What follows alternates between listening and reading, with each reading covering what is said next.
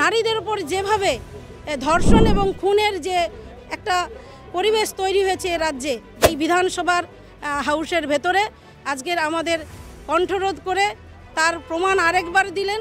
বলা বন্ধ করে, মাইক বন্ধ করে দিয়ে আমার সমস্ত বলা কথাগুলো রেকর্ড করতে না দিয়ে আজকে তার প্রমাণ দিলেন। প্রতিবাদ করলে তার কণ্ঠরোধ করে ধরে, হাউসের ভেতরে মাইক বন্ধ করে আর হাউসের বাইরে রাস্তায় করলে পুলিশ দিয়ে মিথ্যা কেস দিয়ে।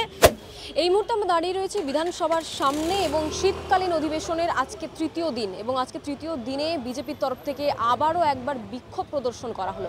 কি কারণ ছিল আমরা দেখলাম, বিজেপির যারা এমএলএরা আজকে এসেছিলেন আজকে শীতকালীন অধিবেশনে তৃতীয় দিনে যারা সামিল হয়েছিলেন, তাদের এই অভিযোগ যে দেশে দীর্ঘদিন ধরে এবং রাজ্যের যে বেশ কয়েকদিন ধরে যে ধর্ষণমূলক ঘটনাগুলি সামনে আসছে সেই সংক্রান্ত বিষয় নারী নিরাপত্তা নিয়ে তারা যখন বলতে যায়, স্পিকারের তরফ থেকে তাদের একেবারে মাইক বন্ধ করে দেওয়া হয় এবং তাদের বলতে দেওয়া হয় না। এবং চন্দনা বাড়ু থেকে শুরু করে তাপসী মণ্ডল, যারা বিজেপির একেবারে যারা এমএলএরা রয়েছেন, তারা রীতিমতো এই বিধানসভার গেটের বাইরে এসে রীতিমতো বিক্ষোভ প্রদর্শন করেন।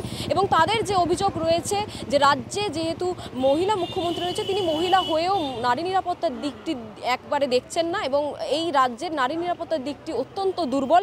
এবং বারবার বিরোধীরা নারী নিরাপত্তার দিক নিয়ে এবং বিভিন্ন ইস্যু নিয়ে যখন সরব হয়, তখন তাদের কণ্ঠরোধ করা হয়। কি দ্বিচারিতার সম্মুখীন হতে হয়েছিল?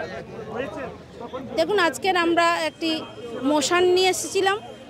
সারা রাজ্য জুড়ে নারী এবং শিশুদের যেভাবে প্রতিদিন ধর্ষণ করে খুন করা হচ্ছে, প্রতিদিন আমরা সকাল হলেই টিভির চ্যানেল খুললে, খবর নিউজ পেপার খুললেই দেখতে পাচ্ছি পশ্চিমবঙ্গের কোনো না কোনো জায়গায় হয় নারীদের ওপর কোনো গৃহবধূ, কোথাও প্রশাসনের পুলিশের ডিউটি কর্মরত পুলিশ আধিকারিক মহিলা হলে, হসপিটাল, নার্স, শিক্ষক, শিক্ষিকা, সমস্ত জায়গাতে নারীদের উপর যেভাবে ধর্ষণ এবং খুনের যে একটা পরিবেশ তৈরি হয়েছে রাজ্যে 2011 সাল থেকে গণতন্ত্রের কণ্ঠরোধ, সেই সঙ্গে আজকে সংবিধানের কণ্ঠরোধ করা হচ্ছে।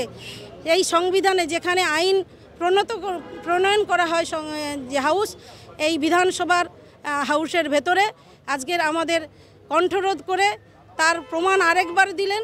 এরা মানুষের পাশে থাকতে চান না, নিজেদের গদি আঁকড়ে থাকার জন্য এরা কোনোভাবেই অন্যায়ের বিরুদ্ধে যারা সোচ্চার হবেন তাদের কণ্ঠরোধ করার জন্য মরিয়া চেষ্টা করছেন।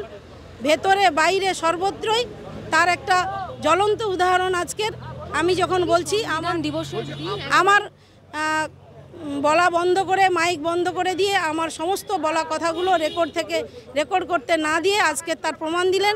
এই দলতন্ত্র কায়েম করার সরকারের যে স্পিকার, সেই স্পিকার হাউসে বিরোধীদের কথা বলার জায়গা, সেখানে আমাদের কণ্ঠরোধ করলেন। এটার থেকেই প্রমাণ হয় এরা এই রাজ্যে সম্পূর্ণরূপে গণতন্ত্র এবং প্রশাসনিকভাবে মানুষকে সহায়তা দিতে ব্যর্থ।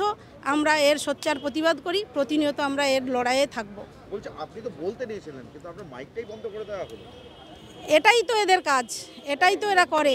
এভাবেই এরা তো অন্যায়ের প্রতিবাদ করলে তার কণ্ঠরোধ করে ধরে, হাউসের ভেতরে মাইক বন্ধ করে আর হাউসের বাইরে রাস্তায় করলে পুলিশ দিয়ে মিথ্যা কেস দিয়ে নির্মমভাবে অত্যাচার করে, গুন্ডা পাঠিয়ে শারীরিকভাবে মানসিকভাবে নির্যাতন করে, এভাবেই এরা করতে থাকে। এই দলের এটাই পদ্ধতি, এইভাবেই সমস্ত মানুষের মুখ বন্ধ করে রাখার প্রয়াস করেছে।